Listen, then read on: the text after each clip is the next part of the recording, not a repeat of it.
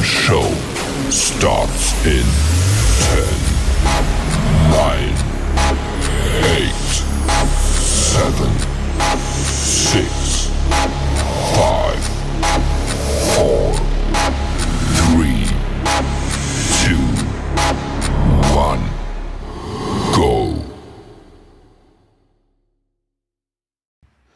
Hey everybody, and welcome back to the Crypto Night Show. Your host Superman in the house. Well, we've got a big show, of course, the big buy setup, and we're going to talk about what we mean by that. So let's get into it. It's going to be a lot of fun. We're going to cover the stock market for Thursday, for actually Friday, actually, and then we're going to get into the crypto majors. Obviously, big pullback overnight there with, I guess, the perceived expansion of the Iranian conflict and uncertainty building around that, and perhaps a little bit of doubting around the Trump put, as they call it.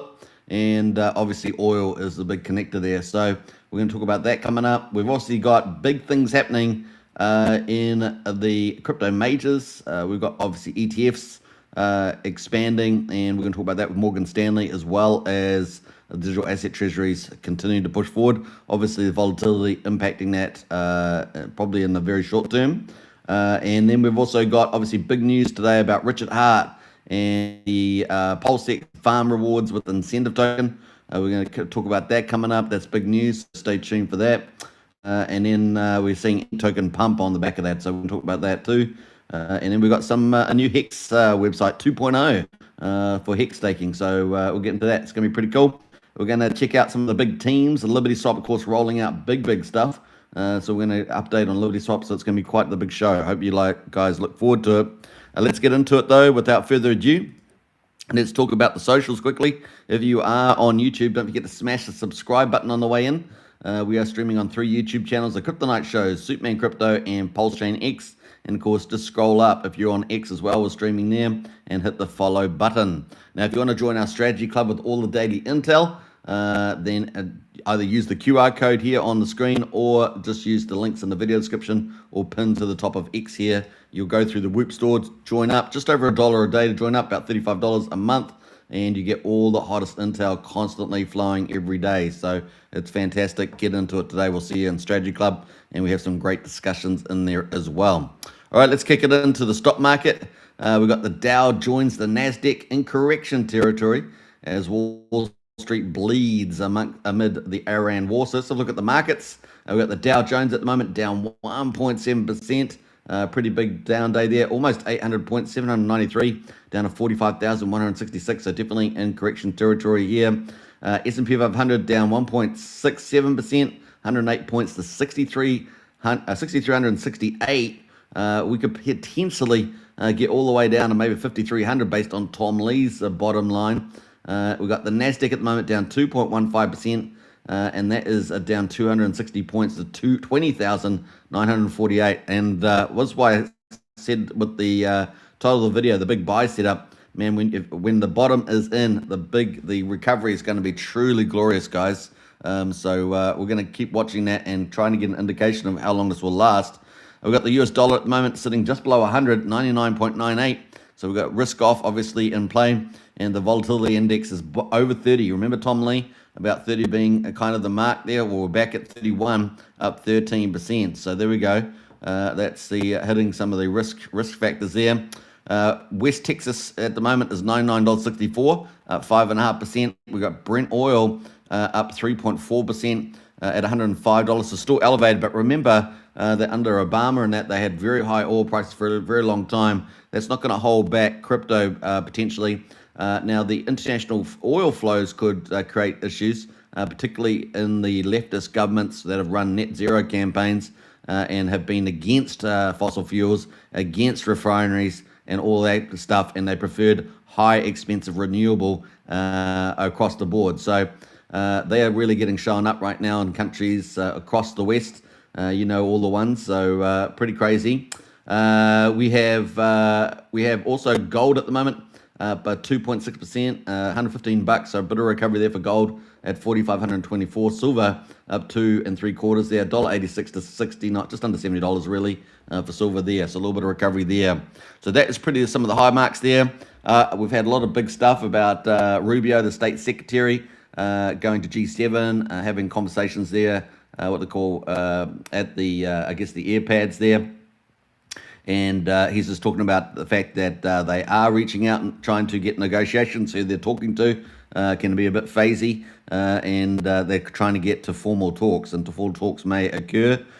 In the meantime, we've got Trump obviously trying to settle things down, saying that things are in progress and they have a 15-point plan, all this sort of stuff. So we're waiting to see where all that goes. But the market's losing a bit of confidence in that, and of course the Trump put there.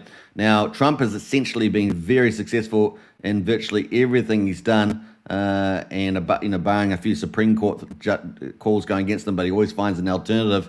And of course, so far the military campaign has been extremely successful. They've pretty much got rid of the Navy. Pretty much the Air Force is gone, the Air Defense is gone, and they've already destroyed a big chunk of a lot of the drones and the big missiles. They're basically now in a hunt and destroy. In other words, trying to find the remaining tunnels and blow those up that might have advanced weapons, supersonics, for example, and any other drones. So if you think about Hamas in Gaza and how many tunnels they had, well, you're probably after quite a few tunnels in Iran. Now, they would have been watching Iran with satellites and other things for years and years and years, decades. But there's still a few tricks up the sleeve, right? They've got to go hunt that down. Now, the problem that Iran has is that they have most of the people against them, like 80-90% of the people against them. They have faced brutal murder under the Iranian regime. I'm not sure what the total numbers are, but they're probably in the hundreds of thousands of Iranians have been brutally murdered. We recently saw some young people murdered it's just horrific stuff that they do. Tens of thousands earlier in the earlier uprising before this sort of conflict blew up. And so the Iranian people were hunting. So there are plenty of videos out there. I'm not going to talk about too much of the resistance movement actually within Iran now taking out IRGC, or the military, and of course what's the other one? The Majid, I think it's called, something like that. Kind of like the SA of the Nazis, kind of a bit like that. The police that go around, and we can see videos of them taking out four-wheel drives with the Iranian regime in it and things like that. So it's definitely things starting to cook with the resistance movements there. So Iran is actually fighting a battle on two fronts. They kind of hold on right now. The military or the army is the big thing they still have, and of course they've still got some of these elite weapons that they're trying to protect, and definitely we're seeing that go down. But what we see with America, they've definitely got the air superiority now. They've got Apache helicopters. They've got Warhogs there going through low attacks there, and particularly being very painful. We also see Israel taking out a couple of steel plants, uranium plant. So that's in addition to what the Americans trying to do. They're trying to not do that, right? A 10-day extension in play, so they don't have to blow up the power stations. They don't really want to do that, of course, because of the people. They want the people to take over the regime once it's all done. So the regime is definitely fracturing, breaking up a bit, and that's what you want to do. Break them up, put the pressure on them, hunt them down, and that's what's been happening so far. So that's kind of where we are.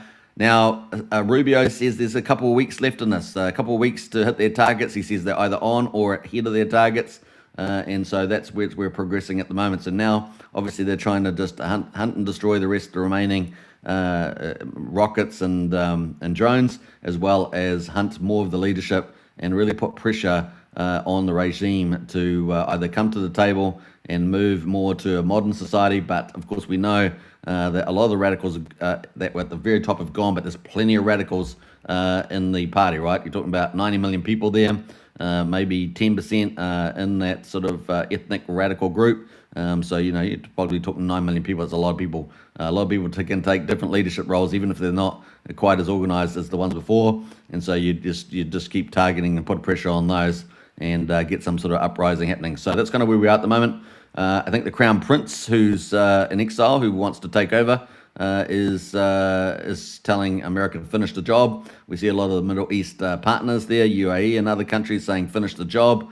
Saudi Arabia, finish the job. And they want to have peace once and for all in the Middle East so that they can be prosperous, right?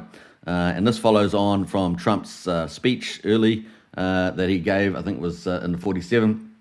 and 45 about getting rid of terrorism and moving towards peace and prosperity, and how much better that will be. And that seems to be what we've seen in the Middle East. They are keen on that.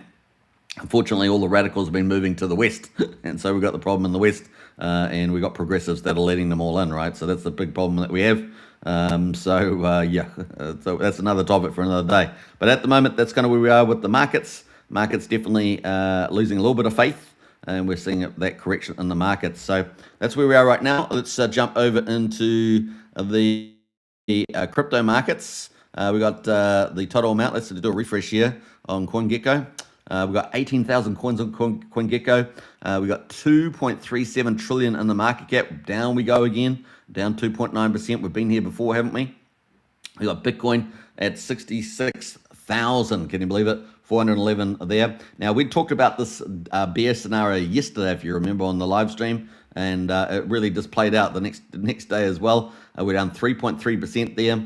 Now, remember, there's the let me see, the power law, and that has the bottom at around about 60k. We already touched that a little while back, and here we are potentially heading back down to maybe 63, maybe touching that again. We'll have a look how the weekend goes. Remember, the rest of the markets are closed, but crypto's 24/7, and so we're going to see where Bitcoin heads over the weekend.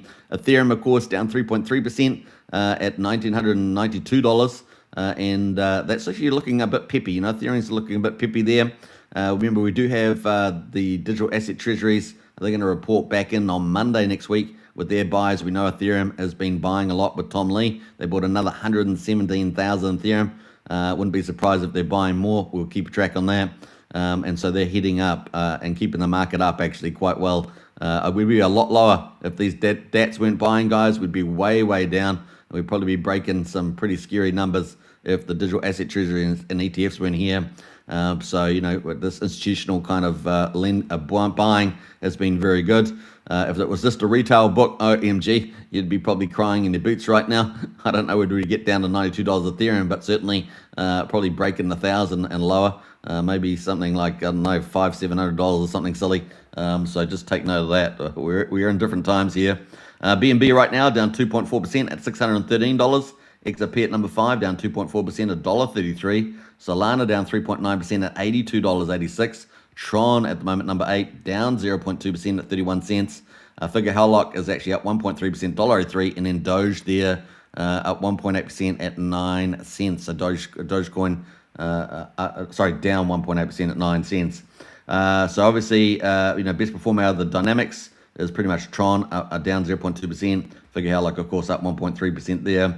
Best performer over the last week there, obviously Tron there and Figure Helllock there are doing the best overall.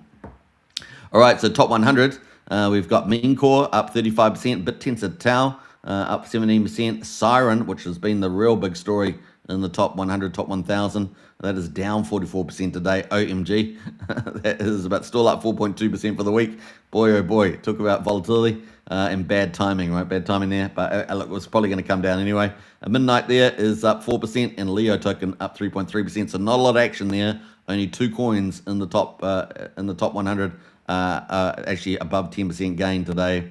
Let's have a quick look at that Siren. I guess we'll probably look at that. But in the top 1,000, we've got Block Street up 38%, Orochi Network up 57%, and New X CEO is back. Up some 103,000%, something apparently 13.5 cents. So who knows what the hell's going on there? But that's up a pretty big there. Bitcoin at the moment is trending. BitTensor is trending, and New X CEO is back. So we'll have a quick look at that. I don't, do your own due diligence, but just haven't checked to see what it's up a ton here, and so on. So pretty crazy chart there. That's a 24-hour chart, by the way, guys. So it's gone pretty crazy there. Market cap's gone to 154 million from 89,000. So that's apparently what's happened there. It's on Ethereum. It's X Floki, something to do with the Floki, is it? Something like that. So there we go. They got a website too. New X CEO fund site. Now you can check that out in your own time. But that is moving on there right now. All right, we're going to have a quick look. Were we not at Siren, just because it's been one of the big movers as well. And let's look at that. So that's a 24-hour chart. Came all the way down, didn't it? Let's look at 7 days there. Yeah, pretty brutal there on that one. So, there we go. All right, so let's move on into some of the big news. We have obviously had big news from Trump. Before we do that, though, let's get into the chat there. We've got Moonmutt in the house. Say good afternoon. Good afternoon to you, Moonmutt. And Hexvader as well. Hey, gang, good to see Hexvader too. All right, so, yeah, looking pretty interesting there. Let's get into President Trump here. This is just something he did earlier. He's been he had the cabinet meeting, then he flew to Florida. He had a big speech. He's also done this Fin Institute talking about finance and economy. And then he also obviously addressed the not only addressed Iran conflict, but also the crypto. So we got a little bit from him. So let's listen to this. Just a small, short video. Bitcoin's very powerful. It's all becoming powerful. So many people now, they want to pay you in crypto. They want to pay you in Bitcoin. And we have to be at the top of it. So Bitcoin very powerful. You want to pay in it, and we want to be at the top of it. So still a lot of support from the White House leading us in this direction. We're going to keep a look at that, right, with the Clarity Act. So obviously Clarity Act's pulled back a little bit. There's a little bit of confusion there, but I still think generally it's going heading in the right direction. It is very upsetting that the banks won the yield issue. But I think the DeFi is the big gainer there, and just having regulation there is going to open up a whole ton of innovation. And so I think we're going to move more into dynamic yield, which fits DeFi very well. And then CeFi will have to innovate in that space, which I think they kind of are as well. Certainly Circle got hit pretty hard.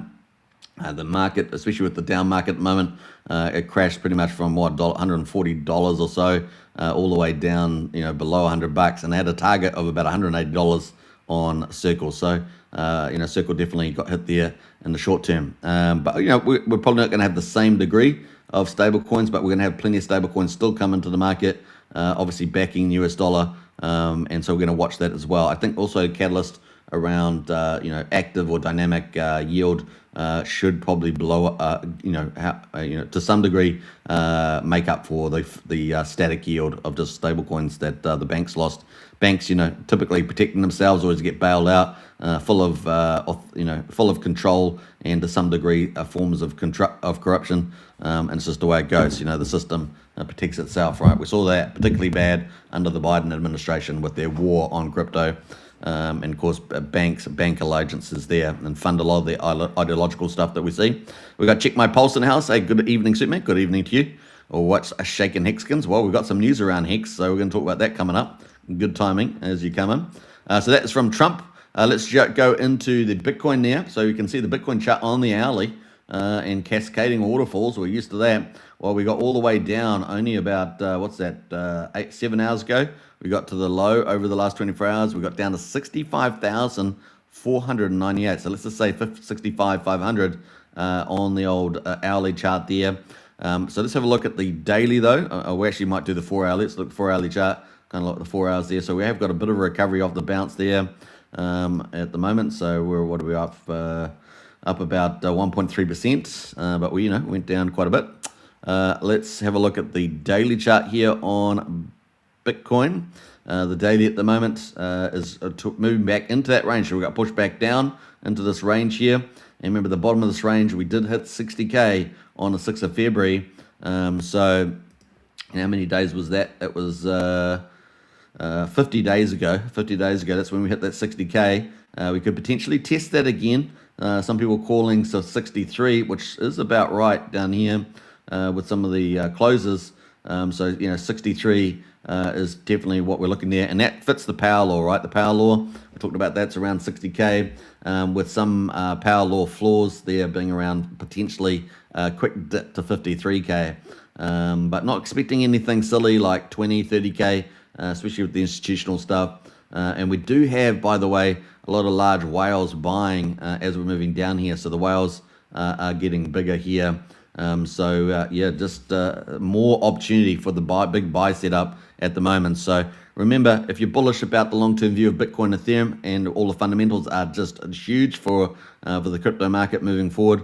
We're talking about a 10-year bullish market, essentially. You're always going to ride through these dips, particularly when you've got special events. That's really what the market's been hit by at the moment, special events by the Iranian conflict. But in my view, it's decades overdue to get rid of the Iranian regime and any terrorist nukes, right? So that is a big deal there. If you don't think they would use them, we saw Hamas on October the 7th in Israel do some of the most disgusting forms of terrorism and murder against children and women and all sorts of a variety of just nightmare things. And so they'd very easily use a nuke to go and put it in a container ship or something like that and send it over into United States somewhere like that, or in Israel.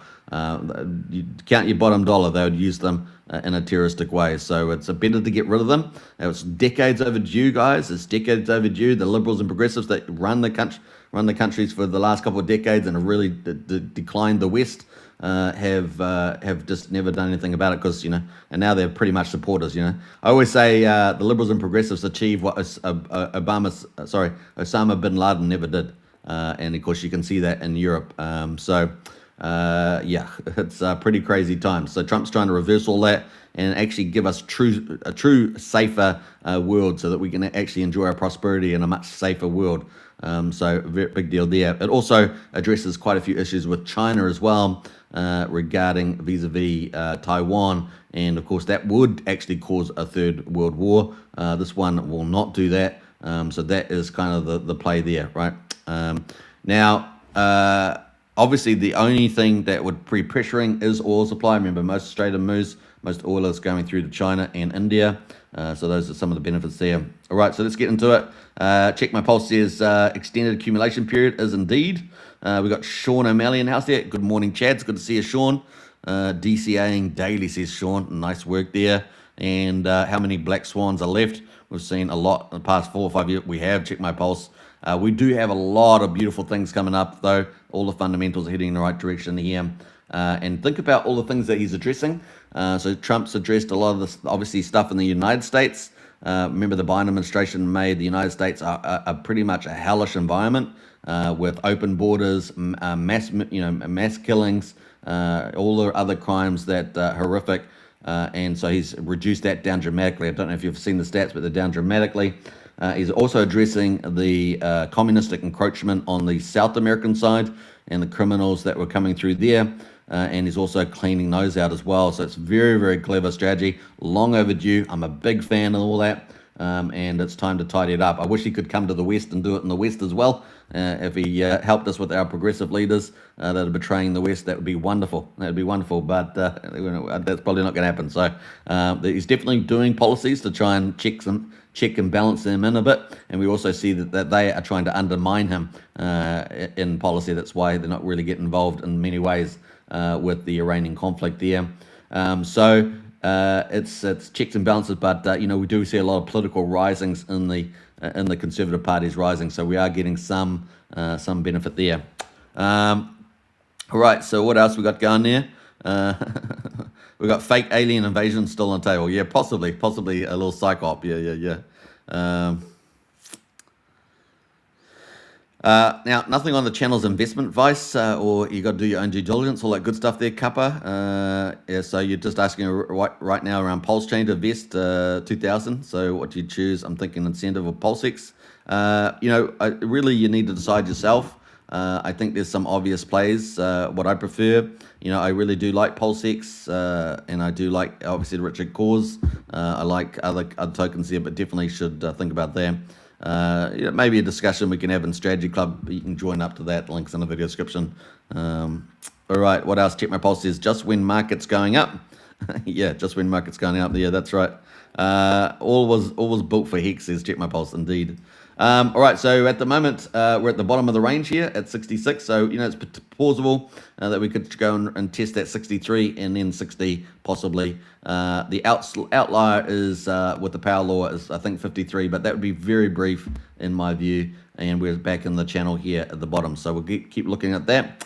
Certainly the weekend's going to be pretty interesting for that, and the stock market is closed.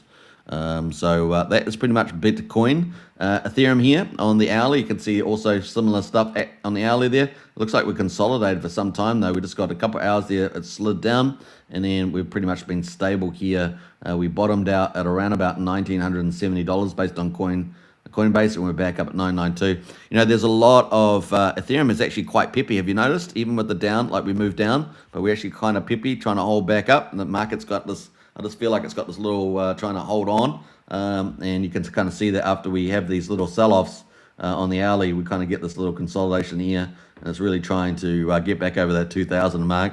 So it's going to be peppy there on the old ETH. Let's jump over to some of the big news. We did see Morgan Stanley, and this is from Eric Balkahunas, one of the top ETF guys. Morgan Stanley Bitcoin ETF will charge 14 basis points, making it the cheapest spot Bitcoin ETF on the market and 11 basis points cheaper than IBIT. So remember, IBIT is the biggest Bitcoin holder. It's holding maybe just about 20,000 or so, plus or minus more Bitcoin than Michael Saylor's strategy, digital asset treasury, or DAT as they call it. So that's still leading, but Morgan Stanley's coming in big here, offering the cheapest ETF. Remember, they're just launching this. This means none of their advisors will feel conflicted using it, and they have a shot at getting outside assets. Smart launch probably in the next 2 weeks, guys. So another major vehicle for capital, and there's a good chance, if the Secretary of State is correct, Rubio, then if it's only 2-3 weeks to go, that's his timeline he's been giving, not months. He said not months, 2-3 weeks. Then then this might work out very well with the launch of the Morgan Stanley ETF. And remember, they've got a whole client base. They're one of the biggest banks in the world, and of course they have got a lot of directed IRAs investing in Bitcoin, but they've got a whole wealth fund, client list, which is massive, and that will all get access to Bitcoin ETF through the Morgan Stanley there. Pretty awesome. So they are setting up big time for getting into the Bitcoin here. Now, remember, these guys are on the phone. They're trying to get inside the stuff from the White House, from the crypto groups, from the SEC. They're all over the place, trying to get all the insights, and therefore they make moves on this. They're kind of a little bit of a front, what do you call it? A leading indicator. We saw that particularly with BlackRock, with their ETHB product, where they're going to come in and buy ETH and stake that. That kind of give a clue, possibly around the fact that the stablecoin yield was going to be a losing battle with the Clarity Act. So, maybe possibly these are all little lead indicators, and if you can piece them together, it can potentially add more value to, obviously on a bigger picture. So kind of cool there. That is the big news there from Morgan Stanley. And that's pretty much it for the major news. Obviously a down day, and, a big buy setup, basically. Going to get Bitcoin cheaper, ETH cheaper. And we know that all the fundamentals are bullish. So, this black swan event with the Iranian issue is definitely creating a lot of opportunities for that. So, obviously, we would like to see it wrap up in 2 or 3 weeks along the Rubio timeline. So we'll see how that goes. There's certainly, I think, the military side of things regarding, the air and the Navy and stuff like that. They're definitely doing all the things I said earlier. The military, of course, still is super strong, but of course they're attacking them from the air, taking out police stops and things, taking out leaders, and really pushing them, forcing them to the table there, and probably doing a lot of work within the resistance movement there. And of course that's where things start to domino, and once things start domino, it really can get carried away, city by city, etc., street by street, and take over police stations, take over this. So it sort of happens there. Now the army's obviously got all the weapons. People haven't got that many weapons, but there's a lot of weapons in the Middle East, so we'll see what happens there too. And who knows what the CIA will do, and we'll see how that goes too. And of course special forces and everything else. We'll find out whether they do any limited strategic invasion, like some of the oil islands, to control the oil flow. Basically, you control the money. This is how you do it. You control the money. I don't think they're going to take out the power stations, because Trump doesn't want to do that, really. He's saying that, but he's going to try and resist doing that. Yeah, we'll see how that all goes. They're basically just taking away all the strengths one by one. And so yeah, let's see how it only ends there, and hope some deal is done. Even if a deal is done, you may end up seeing still civil uprising, and that may still take place over the next couple months as well. We'll see. Keep an eye out on that. But really, the Strait of Hormuz is what they want to get control of, and that's what they're trying to do. Pretty much taking a lot of the miners out, and try to tidy up the coastline there to get control. That's kind of the play. What we're expecting now. They've got another number of options that don't include military, including, minesweepers and other things like that. Lots of things that they have up their sleeve. So we'll keep a lookout to see how that all plays out. All right, so that is the Morgan Stanley. Let's get into the big moves around Pulsechain, though. We've got go.hex.com 2.0, guys, just released multiple wallet support faster and smoother. So if that's for the hex stakes there, very, very cool. I'm going to repost that. And let's just type, we're going to scroll down here a little bit here. Let's hex 4 to win. You know how we say, hex 4 to win. Bam. All right, so that's kind of cool. That is big news from Richard there. So go.hex.com 2.0 just released. This is the original hex staking platform. Now, obviously, hex there being a certificate of deposit, but really it's a supercharged one, right?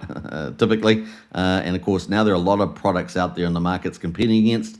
The big deal there is that it has a lot of people used it and potentially could recover very strongly. Of course, is on the Pulsechain. Lots of bullish things, catalysts that we've talked about many times, that would lift the yield and make it one of the great tokens again. So we'll keep watching the old hex there. Remember, back to some questions like this, like Casper there.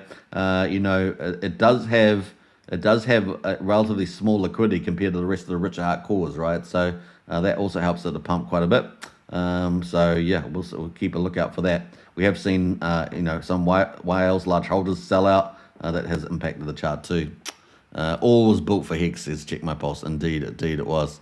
Bang, bang, Pulse gang. Frank White's in the house, so big shout out.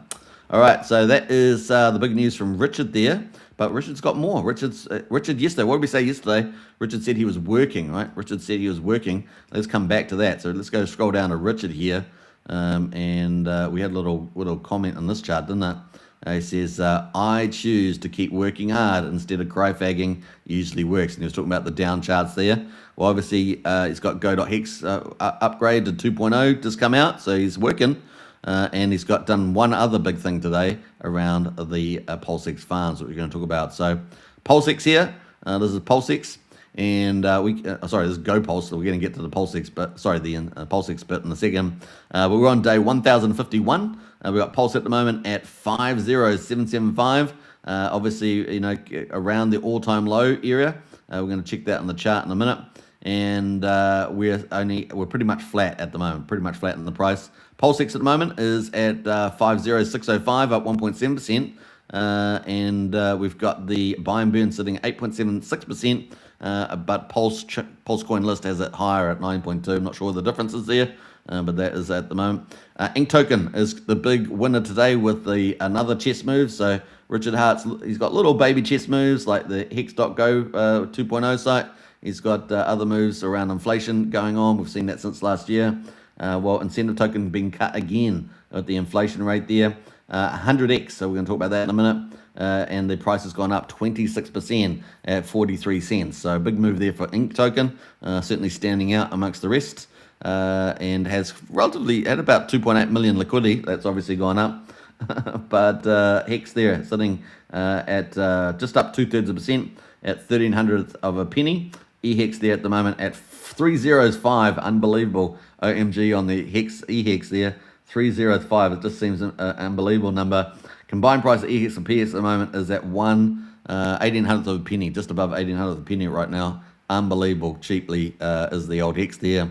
Gas prices. We got the gas prices at the moment, 648,000 beats, pretty low on the old gas. 2/10 of a penny for a Pulsex swap right now. The validators, we saw that OG validator go out. Some people were saying it was it Giga or somebody, I can't remember. But we're at 51,000 and we're down. Apparently that whale sold out, right? That big validator sold out, and that we saw the charts get ripped yesterday, didn't we, with the old Pulse price there to all-time lows. So that explains some of that. The bridge at the moment, 68 million. We were 2 days ago, we're at 68 million right now. Obviously, ETH and Bitcoin going down, and that's kind of where we are right now. But stable's staying pretty stable. We've got tons of stable. Get them active.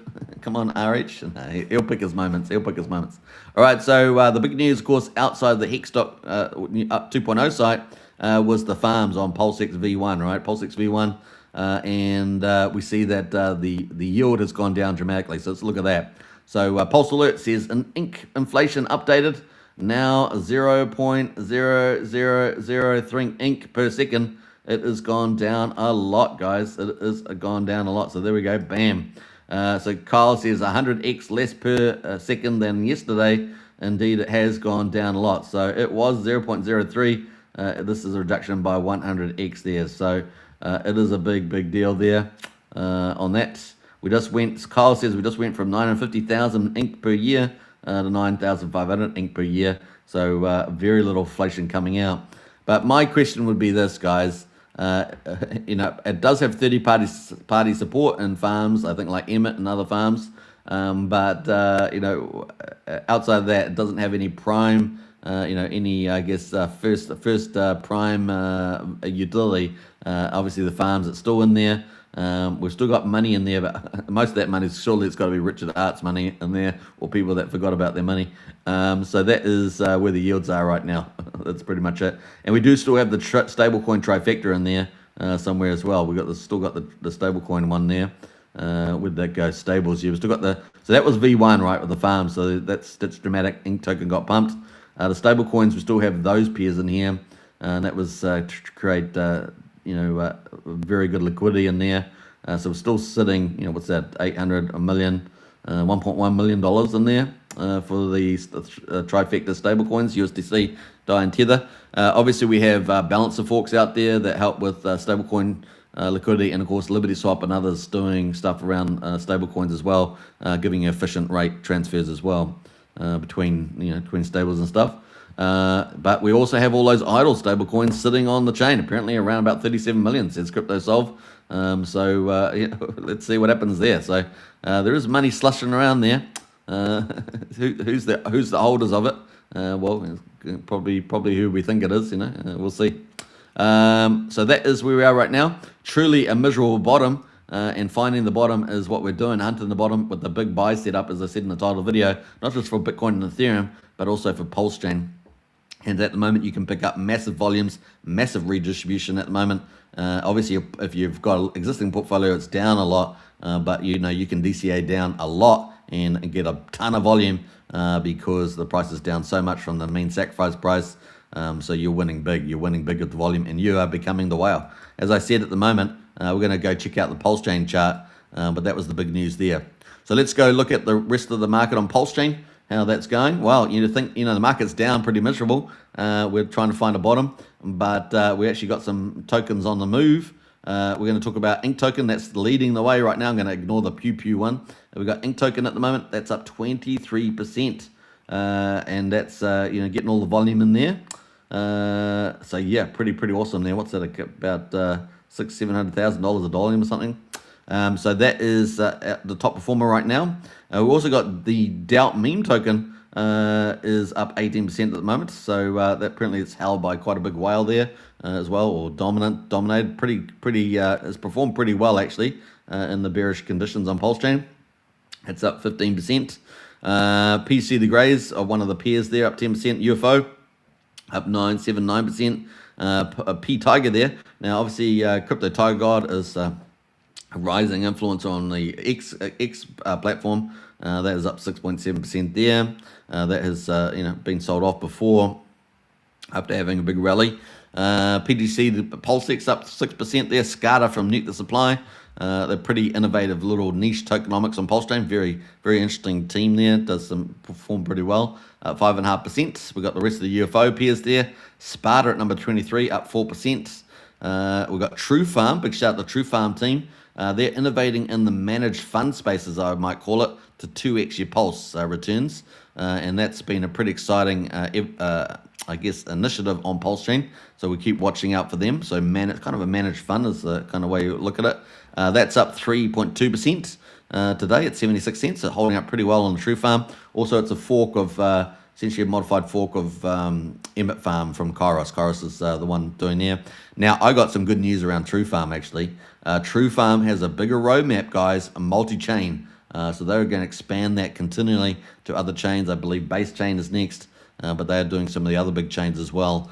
So it's exciting stuff from the True Farm. Now, it takes time to do that, but looks like Base is getting pretty close. So Keep a lookout for that team, and you can jump into their socials if you want to find out more. All right, we've got Daniel and Neil in there. They're great guys doing great things on the Pulsechain.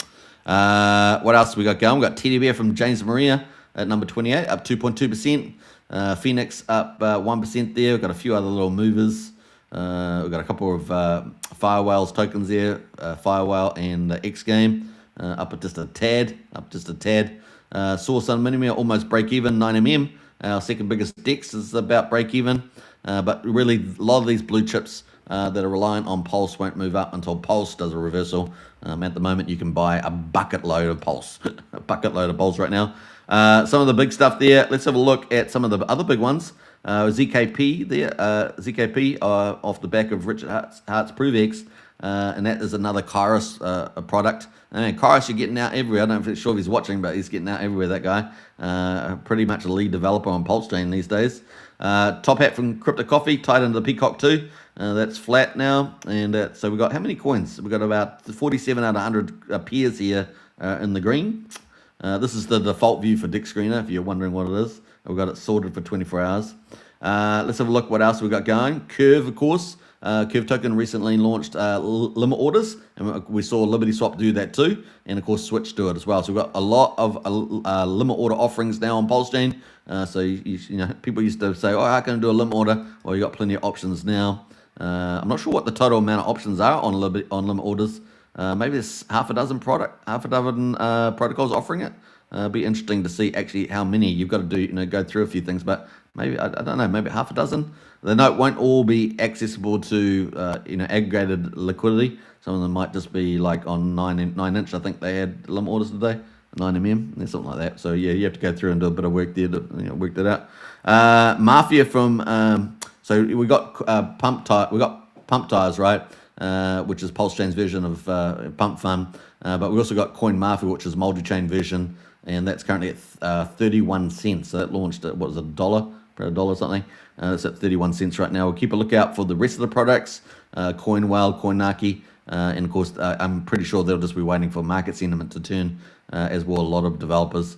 So we'll keep hold on that. Peacock at the moment, sitting at about 1.2 cents. Down 0.5% there. Now, Peacock, of course, is the official token for Liberty Swap, and we're going to talk about Liberty Swap coming up because we've got a lot of cool stuff there. Vouch, of course, with the validator down 0.75%, number 60. Obviously, Vouch there requiring Pulse to do reversal. All these blue chips, number one validator to requiring Pulse to do reversal. Hex down pretty dramatically. And when a rebound on Hex is going to be pretty good. But it's a great accumulation zone right now. Obviously, do your own due diligence, not financial advice. Pump Tires itself is at number 70, down 1.4%, and that's sitting around 0012. Let's have a look at Pump Tires, shall we? Obviously, that benefits Pulsechain overall with the people that issue tokens and all the stuff that trades on there. Let's have a look at the Pulse ratio. We'll go to the weekly chart since it's been around for a week. So that's about 160 Pulse at the moment. Last week it did do a low of 132 Pulse. So it's a little bit violent on the bottom there. And it will probably require Pulse to go up too. Just another big token issue at the site there. What else we got going? We'll scroll down to the bottom here. We're working through the whole lot today. I think we did a whole lot. We got all the James Maria stuff here, Reserve Tay, Tropa, Teddy Bear, all down here about 3%. ProveX, of course, Richard Hart's latest and greatest. That is down 5%, 6%, sitting at 7,500 now. Woohoo! We'll have a look at that chart. And I've just got to mention one of the trifectas for Peacock is Zero Trust. They're building out a lot of applications, I think over 10 applications.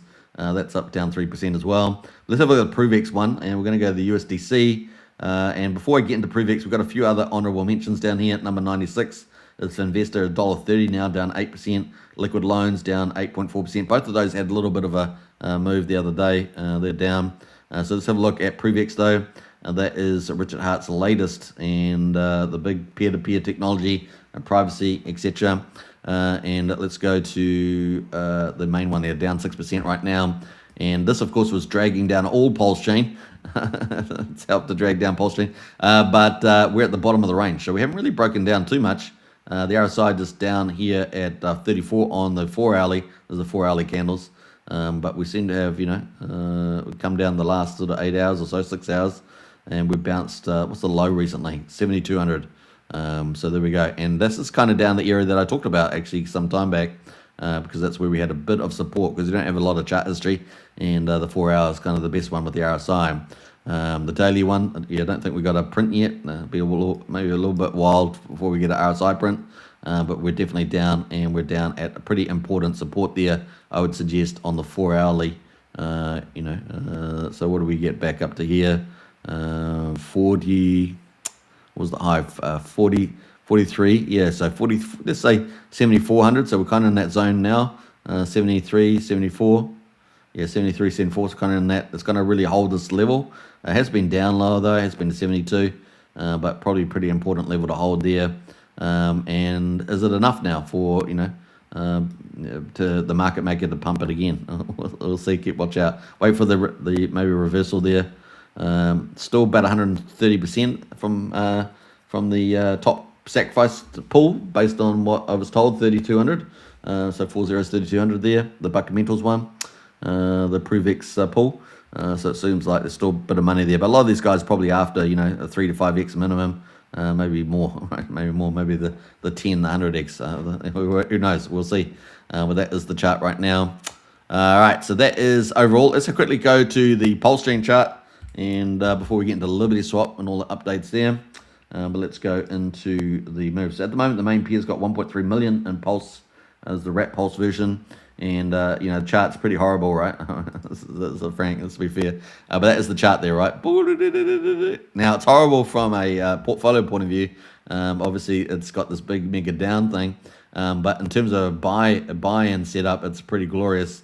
And it's just a matter of where will the ultimate bottom be for Pulsechain before it does do a reversal. Because we got a lot of pump mentals of Pulsechain that will play out in the future. Some of them tied into the ETH price. But Richard at heart is working. He wants out Pulsechain season. He's fighting against the wind though at the moment. But that's a good time to build, right? It's a good time to do building, lower inflation. He's doing that with an Ink token. He's done it with Hex. We saw a recent OA stake come out. That was all in favor. So low inflation environment, trying to create less sell pressure in the future. That's kind of where we are right now. So at the moment on the weekly, we've been a low this week of 50.7100. So that's the new all-time high, all-time low for Pulsechain is 50.7100. We're at 50.7700 right now, and the volume you pick up right now is just insane. So at the moment, at 7,100, you're picking up a billion pulse for $7,100. At the sacrifice price, that was about 85,000 US dollars. So think about that. So it's a very big difference now. And here we are at 77. So it costs you about $7,750 to get a billion pulse. So, that pulse used to be held by probably large sacrifice holders and other people. That's all being redistributed with this massive downtrend. And now more than ever, pulse has been, value has been discounted down there. Now, the old adage was, you had the whale price at 4 zeros, I think it was about 4 zeros, 3,200 from my memory, or 4,200. I think it was 4 zeros, 4,200 actually. These are like the Rack and Rochelle's of the world, these big whales. But you had the old Hexkins when they sacrificed at much higher value, and so that's why they were able to sell below market there relative to when they got in. I'm not sure whether people like that look at it like that, but that's what we definitely had, and we got a lot of people exited, including recently that big validator sold something like 1,200 validators 2 days ago, ended up selling out. So there we go. And then we got new all-time lows, which means whenever weekends go, it's kind of good. Now, obviously, if you're holding on to the Richard Hart Magic Carpet rides, we definitely see him working. He says he's working. We see him making moves. He is up against the wind of the down market right now, and ETH, of course, is going to be a key catalyst for that in the future. So if you are a survivor, and you believe in Richard and the Magic Carpet ride, he says he's working. If you're happy with all that, and you managed, we're now 1,051 days through, if you're going to be there, is it going to be 1,200 days before the Magic Carpet ride happens? Is it going to be something like that? Are you going to be there for that? That's the question. At the moment, you can pick up massive volumes if you're a believer. If you're not a believer, don't do it. Do your own due diligence, obviously, for everything. But if you are a believer, then man, people could look back on this and go, OMG, why didn't I do it? And then some will say, well, maybe it didn't happen, and so good thing I didn't do it. So we'll see. But Richard Hart's, he likes to win, likes some glory, and we'll keep a lookout there for the diamond hands that manage to make it in the future. But got little pump mental stuff in here. Now we don't know exactly when that might play out, but certainly April. Maybe we get through April. A couple of weeks from now, right? 1, 2, 3. Maybe the Iranian conflict's over. The markets just recover because they're so discounted now. We get this massive V recovery like we see in ETH. We get that every time. That's still in the future. Don't see that changing. And then we got some massive re-raid. So it's a bit of risk return. This is what crypto is. High volatility, but you're playing it on probabilities and the scenarios, right? So that's kind of the play there. Obviously, you want to have good portfolio risk, on multi-chain coverage, trying to pick up all the big things. There's lots of cool things you can pick up now that are the safest things that have big upsides. So you're not really having to go too risky relative into the crypto space. And we've got all the fundamentals are hyper bullish, right? As the market gets taken over by institutions and corporates, that is just the way it's heading here, and you get the pros and cons of all that. So that is Pulse right now. The RSI definitely slumming down the bottom on the weekly. Look at that. We definitely want to get some weekly consolidations here as well, potentially, before the move up. And of course, we've had this big mega downtrend. We are waiting and believing on the magic carpet ride view of the world and get that mega uptrend at some stage and get the opposite of what we're seeing now and get the rise there. Now, obviously, we get parabolics because we obviously have people make a 2-3x, so we're going to get some sell, some are wanting a 5 to 10x, so they sell a bit lighter than that, so you get all that sort of stuff going on. But this is where we are at the moment on the old liquidity. Pretty thin liquidity.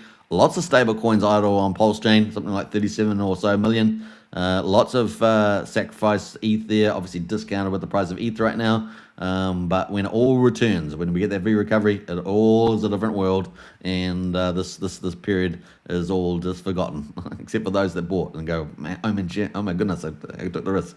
Once again, it's do your own due diligence, nothing financial advice. So that's where we are on Pulsechain right now. Let's jump over into Liberty Swap. Now, as I said, we've got probably about, I don't know, I'm just going to say 14 to 16 blue chips. I will do a video on that. We've got about 14, 15, 16 blue chips, something like that at the moment. Most of them are required, Pulse to do a reversal. But we do have a couple of dynamic ones that potentially can perform in this environment, right? And one of those is easily Liberty Swap. Liberty Swap is continuing to rapidly deploy top-tier DeFi, frontier DeFi. And we're always, pretty much getting either 1 or 2 launches a month, I think. Be well worth tracking all that. Last month we had a Liberty X, which was a big DEX aggregating multi-chain type of thing, along with Liberty Swap itself, which is a bridge, multi-chain bridge. And they're opening up. They're taking away all the constraints, gas constraints. They're paying all those constraints for multi-chain to make it seamless. And it's a beautiful thing. Well, they're coming up with the wallet. The wallet's been teased, and not only just any wallet, it's not just a normal wallet. It's a wallet with all the privacy features.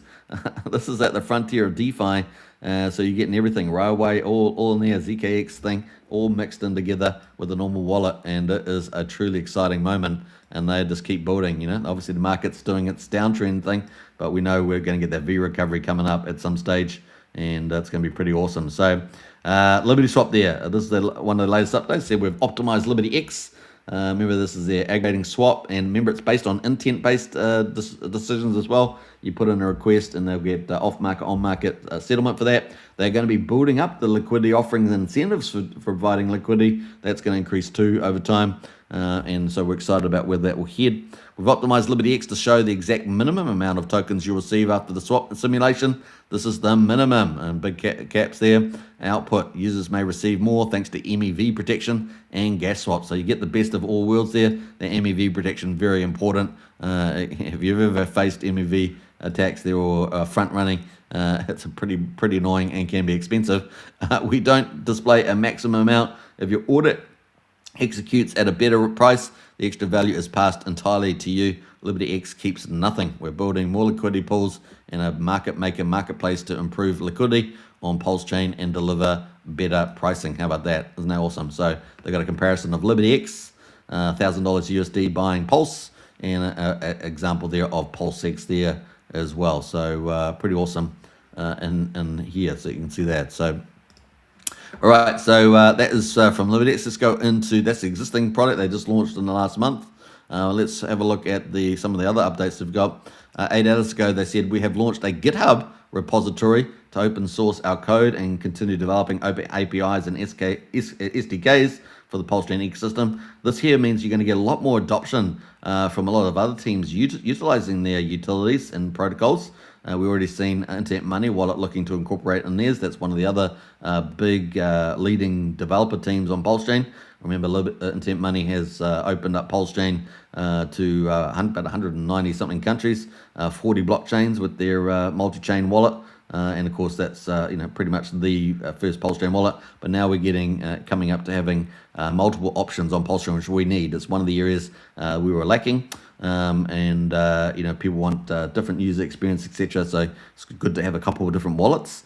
We saw Ruby Wallet, of course, pull back. OKX Wallet pull back. They still provide some services. You can add in custom RPCs and tokens and things, but still lacking USDC and a lot of other features that people want.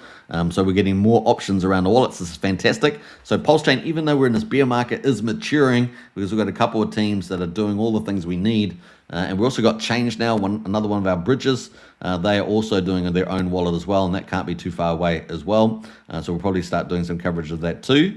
So, things are happening, during this little bear market, especially at the bottom of it, probably. It is exciting to have all this up and running, and it helps when we get this V recovery. Man, capital flows are not going to face any hurdles. No one's going to be saying, oh, it's so difficult to get onto Pulsechain. It's going to be pretty easy, right? So bam, bam, bam, one-stop shop happening there, and multiple options to do it.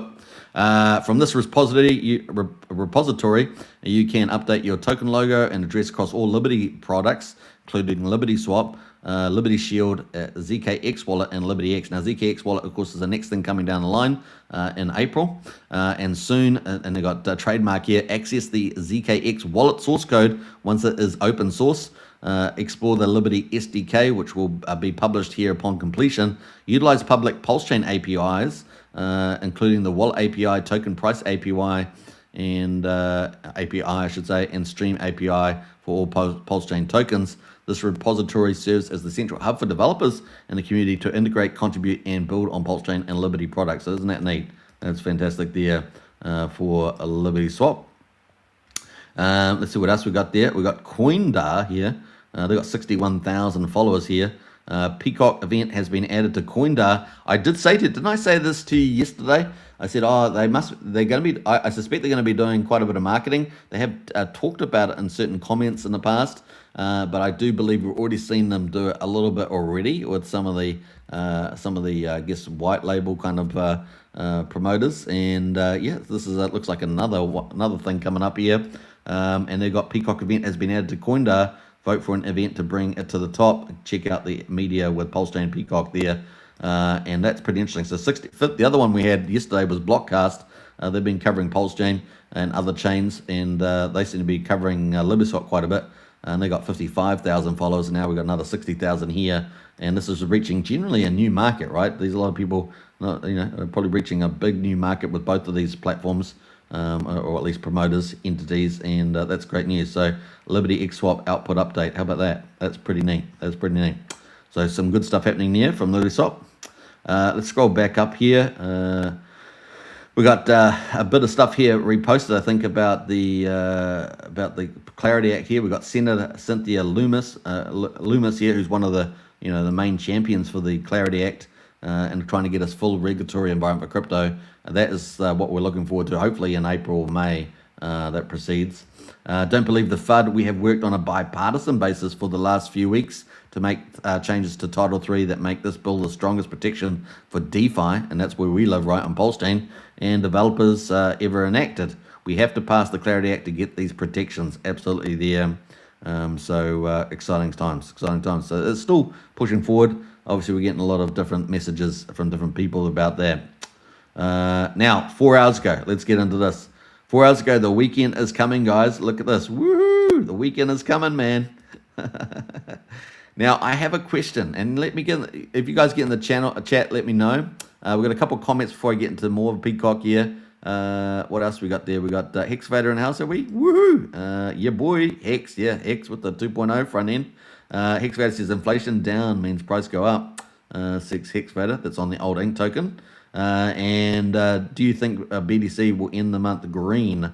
Hard to tell. Hard to tell. Probably not. Probably on the downer side. We'll see. I haven't actually looked at the monthly average, but probably down is what I'd expect there. April could be an up one though. We did think that we might have March green, but not recently. So we'll see what happens over the weekend. We've only got a couple of days left. All right, so more likely not down. More likely than not. More likely than not down, yeah. So here's Liberty Swap with the $10. $10 here. And what a great meme it is too. You know, the weekend is coming and it's time to release products and features. Oh yeah, especially in this down market. That's awesome. So, you know, these guys keep delivering. Full steam ahead, says Joey. Got a little animation there. Kind of cool. Loving the cartoon style. Now, just talking about AI, you know, we're going to come back to that for a minute because I want to talk about that briefly. $10 says the world might be burning, but you keep building. $10 is inevitable. $10 is our dream. Nothing can stop us. In this market conditions, we get some good news only from Liberty Swap. It does feel that way, although there are, you know, other teams on Pulsechain doing some good stuff, and I'm going to do some probably honorable mentions on the way out. Just remind me if I forget. We will keep shipping, says Liberty Swap. They will indeed. Win green candle feature, almost there, almost there. That's funny. Are you guys going to release the price maker? How do you know? This teddy bear, I don't know whether he's in the team or whatever, but Liberty Swap and teddy bear keep you know, arguing, keep on talking like they know each other, which is kind of funny. But yeah, smile there in the house. What's this here? New products and features coming this weekend. There's Richard Art in there. We've got the beers over here and the boom. That's pretty funny. That's funny too. All right, so some stuff is coming. More stuff. I told you this team just keeps releasing new features and upgrades and major product modules, which is the next one's the ZK wallet. So we'll keep a lookout for that. Very cool. So never slow is there. Oh, I don't know where they got that. We're going to pass by that because it's too gross. Too gross. All right, so what out there? Joey, full steam ahead indeed. So we've got more updates and features coming this weekend from Liberty Swap, which is pretty awesome. So good stuff happening there. Now I'm going to go quickly to Fast Abdul. I don't know whether he is. We're trying to get update around 369. Now a lot of these teams will likely launch. You'll want to get the market turning around. At the moment, of course, we're going down, trying to find the bottom, and I'm sure these guys will launch in the future there. So apparently Ink Printer, which is already existing, it's collateralized by Ink. It's a liquidity fork stablecoin. So Ink Printer is the best place on Pulsechain to take a loan against Ink.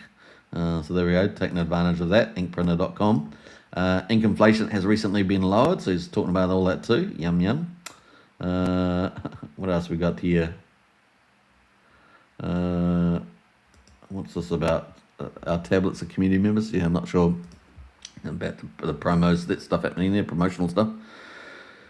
Seems like Richard is doing stuff to me. Keep watching. Yeah, remember that Richard last year said that he's more interested in Pulsechain season, that he is working, and he said that he's working several times now. Last year he made a lot of moves around inflation or Hex and Ink and PulseX. He did a lot of moves around promotion with the promotional pad, and he's put in a couple of videos and things like that. So he's definitely doing a lot of things. He bet the SEC on the 7th of July last year. Remember, that was pretty big after 2 years. So he is working hard. We did it, yeah. I mean, Crypto Coffee's talking about the Goldman Sachs, talking about the Bitcoin price made a bottom. Well, it was a little premature. We're not quite there yet because we've got the Iran conflict going on. That will have implications for some of the oil flows as well for a lot longer, but we'll see. But anyway, we don't see anything here around Vault 369. So that's what we're looking for there. I believe it's still in testing. We're looking for a launch about that. That will be probably one of our next better protocols. We've got a lot of devs doing a lot of cool stuff, so we're going to talk about that. Where do you see Pulsechain in 2027? Doing pretty well. Best Technician, doing very well by 27 for sure. I'm still expecting a good second half of this year, but 27 should be even better.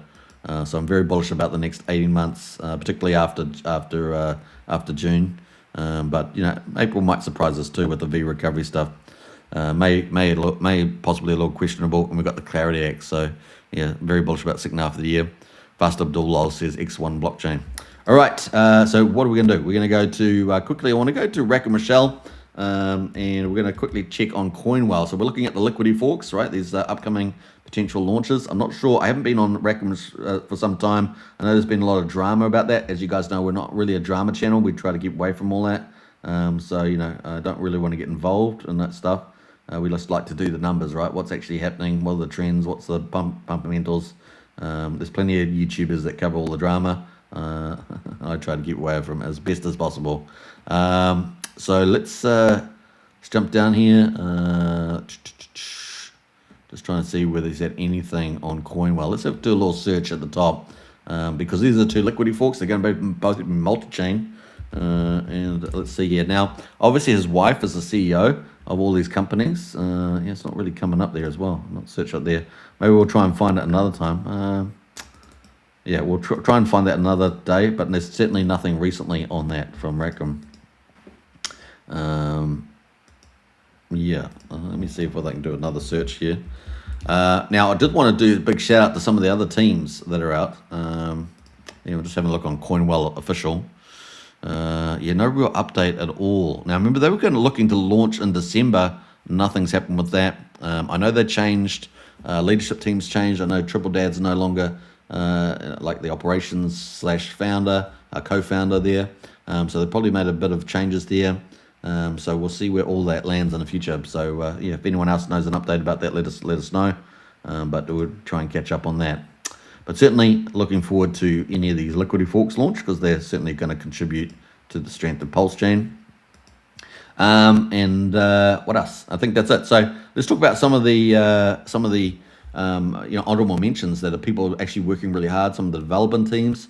We're definitely getting things happening with some of the farms. So if we take all the blue chips and then I have farms on the next level down, so there's lots of lower levels, of course, of speculation and stuff on Pulsechain, and different risk return trade-offs there, right? So farms are kind of the next level down. So let's say I have like 14 to 16 protocols that are in the blue chip space, and I might, I want to do a video around this and break that all down. Then the next level down would be the farms, right? So they offer great high yields, high yield returns, but they have their risk and return trade-offs. Some of the best farms have ETH offerings, and that's been pretty much pioneered by Kairos and the Emmett farm. So Emmett farm is almost a year old. I mean, it must be getting only a few days away from a year old, and it has been offering pretty much high yields for the whole year, which is phenomenal. How many farms do that? I don't know, many, if any. So they've been doing pretty amazing there. Really pushing the frontier of everything is old Kairos. So big shout out to Kairos with the Emmett farms. They've done great collaborations. They've got great EDI rewards. They've got obviously great Emmett rewards. They've got great sustainable, from what we can see so far, inflation rewards relative to most farms. They're doing tons of collaborations. They always bring the best protocols, generally speaking, to the farm. They retire, projects that don't do too well. They keep the system healthy that way, a bit like pruning a tree or something. Yeah, so we've got those sort of things happening. True Farmer Course doing managed type of funds with the 2x Pulse miners, and are starting their own farms, their own DeFi, working with Kairos and Emmett farms to build all that out. Now they're going to go multi-chain. That's exciting, so that's cool. All these things, they have an experimental value to them, but they've been going for a couple of months now, and it seems to be going pretty well. They've had their first miners a couple of weeks ago get 2x miners, so we keep watching that. And as I understand it, the system miners are supposed to take over the protocol over time. It might take a year or something, I don't know, but we're going to keep watching all that stuff too. And they're expanding the DeFi as well and bring all those income rewards back into the 2x miner pool there. So we're going to keep watching all that. It's pretty interesting. Honorable mentions to some of the farms there. We've got other farms that are innovating in the farm space. We've got Function Island, Donny D doing a lot of innovation work. He's really a big pioneer in that space as well, doing lots of projects and innovation features. We've got Psycho and Leaf from Nexian, doing a lot of frontier pioneering on the old Nexian farm. It's a full, not just a farm, but a full product suite of DeFi offerings, including some GameFi. So they're doing a lot of cool things. Recently they launched a couple of new products with the farm factories, which has been pretty cool. So we've got that happening in next year. So we've got quite a few things happening in the farm space. There are other farms, of course, out there, like Vox and others that are doing their own thing as well. We also got Axel out there doing, peer-to-peer lending, those products all on Pulsechain. So kind of cool. Some of those farms need more promotional work. So, they're out there. They need to get that happening to be seen more. You can create great products, as I always say, but you need to get out and get promoted. There's not many promotion vehicles out there on Pulsechain. And obviously, the Kryptonite show we do promotions for the teams because we felt it was really needed. And we've got the best, cost to yield ratio for that by probably a factor of 3x. So on the Kryptonite show, that's pretty awesome. So if you are a team out there, you want to get support, to get your awesome product out, and you want to get there, then hit up either MVS Crypto, the promotional lead for the Kryptonite show, or myself. And we've got professional publications like the Monster Thread, which is the biggest readership newsletter in Pulsechain. Between 50,000 typically. So it's a very exciting place there, and we're in a bear market right now, so it's going to go good too.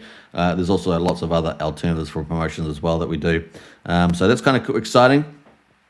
We obviously got outside of farms, we've got all our blue chips that we talk about all the time, the DEXs, the DEX aggregators. We've got those in the place. We've got some of the big forks of other protocols, top tier protocols like Balancer forks out there as well. So we've got a lot of cool stuff happening in that space as well. Then next down below farms, I would probably have I'd probably the only exception in the blue chips is I'd have BTC as a DAO. Normally I would have DAOs down at the third level, like below even farms in some ways. But BTC is doing pretty well. And so, yeah, that's cool stuff. Now, we got some other big developers on Pulsechain doing some stuff. A lot of it, these top tier, I just feel sometimes the leading devs that we have take too much on. They take too much on. They have struggling to get to delivery quick enough. And that's a problem. They don't see it as a problem because I think they can just keep building all the time, but it's actually a big problem. And so they need to get their heads around that and actually reflect on themselves, self-reflect. So there are some devs that do that. I won't get into names. You guys can guess some of them. They're really some of the best devs in the world, but they do need to be more pragmatic, and it's a pragmatism that is struggling there. I much prefer teams that build out really good products and get into the market in a reasonable time frame, rather than take on the holy grail and take 5 years to get it out to market, right? Because you also got the market cycle to play out, right? So we're obviously in the bottom bearish market cycle at the moment, so you got to play that out too, and that also impacts. So hopefully we'll see the market sentiment turn. Hopefully we'll get those get to market. But we've got lots of cool products out there that are potentially on the lineup, and we're talking about dozens of products that are out there that will hopefully hit the market. So we'll keep a lookout on all that. Very excited about where we could head in the future. Obviously, this is a buyer's setup right now. We're just trying to find the bottom. I've certainly got a bit more rough time, I think, over the weekend, potentially. Bitcoin's going to be really the kind of Bitcoin ETH going to be the main one, since they're still trading. Everything else is shut down for the week until next week. Let's see where that goes over the weekend. Certainly, a couple of weeks is what Secretary Rubio said. That is what we'll be looking forward to. Trump's very good at this. Let's be fair. I mean, he's got a fantastic track record. The only people that don't think so are all the people that are always wrong all the time. So I don't really listen to them. We have liberals and progressives that have been wrong for decades. They've declined the West, destroying the West, and they're the ones that are, if you listen to them, you're going to end up losing all the time. Trump does keep on winning, and I don't think there's going to be much different. He's definitely got the assets in place to do it. And he knows how to make pressure, divide and conquer. So I still think that it's going to go pretty well over the next couple of weeks. Now, I didn't expect it to be any shorter than like 6 weeks at the shortest, because it's a big deal to do. Trying to take you down the regime. But now they're in the hunt and destroy and the divide and conquer part. This is where it gets really interesting. And of course, you've got battle on two fronts. Not just against US and Israel and potentially some Middle Eastern countries, but also the battle against your own people, which is different from Afghanistan and Iraq per se. Obviously, they have some tribal stuff in Afghanistan and stuff, but very different from those type of conflicts when you've got two fronts against your own people as well, which you've killed tens of, not hundreds of thousands of them over just recent years, let alone 47 years that you've been running this, rampant regime. So hopefully it's going to end up pretty well there as well for a better world, as well as a massive V recovery. So buy setup is in play. Will we hit 60k again? Possible. The bottom of the power curve with a snap down to 53, always possible, but we'll see how we get on. 63k is kind of the mark at the moment. We don't really have, I don't think, bullish divergence on the chart, I think, but maybe 63 might be the bottom. We'll see over the weekend there. But power laws holding up even with black swan events like this.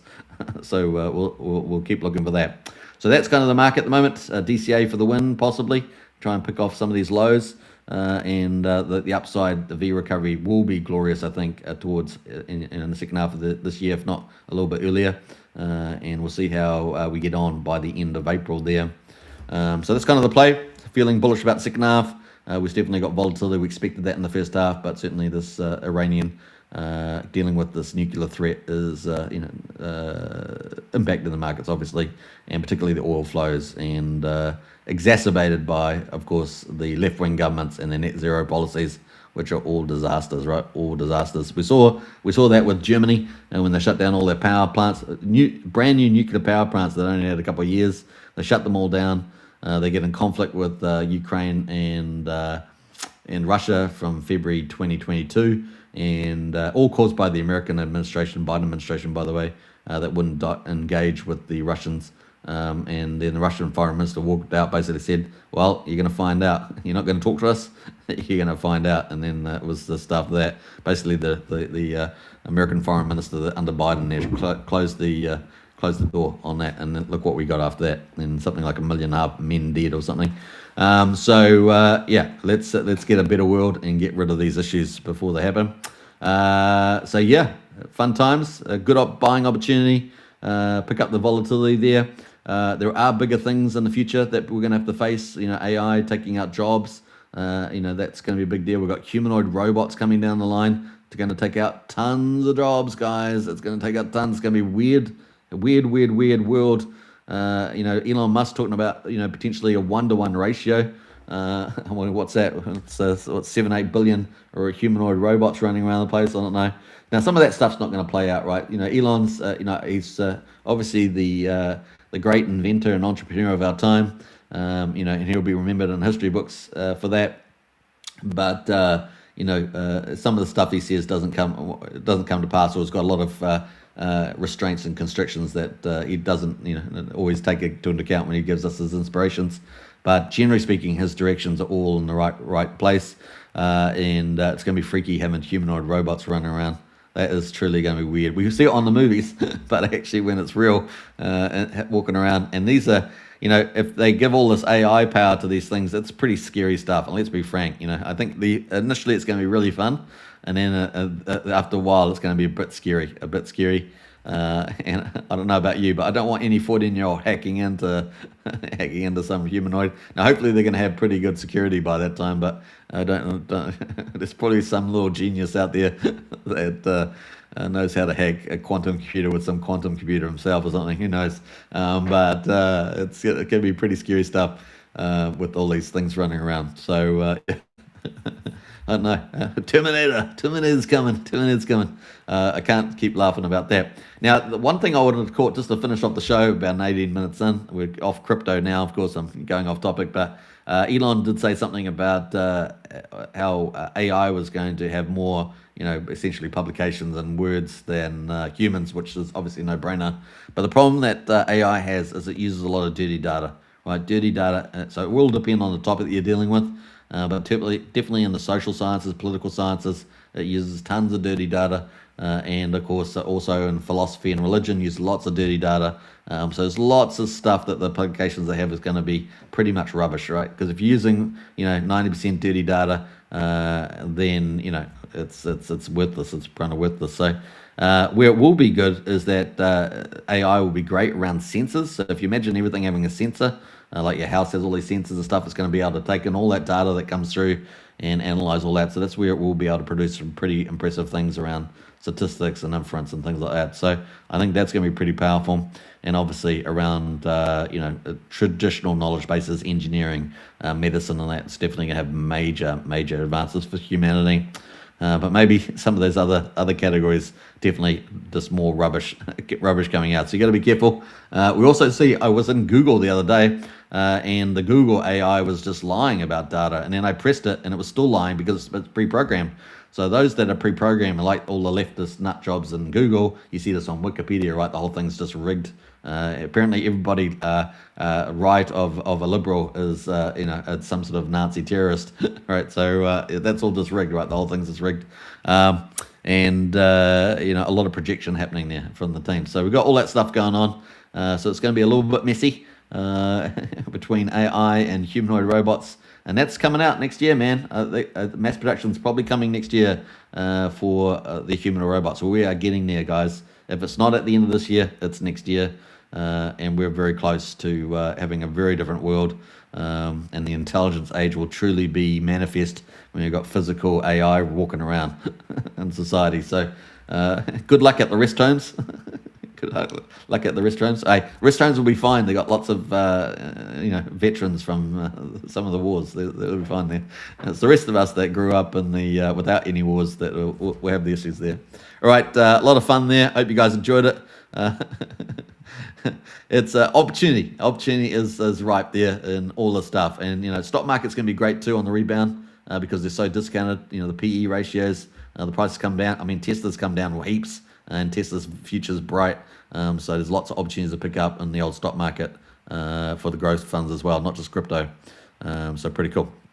All right, I hope you guys enjoyed the show and a bit of rambling as well. But I'll catch you again tomorrow's show. How about that? But ETH, Bitcoin, Pulse, all looking good for the pickups. Do your due diligence, not financial advice, all that good stuff. And I'll catch you again in tomorrow's show. Don't forget to subscribe, like, share, hit the bell, hit the follow button, and check out the Strategy Club. Join up today. It's pretty awesome in there, and you get all the intel. All right, take care, everybody, and bye for now.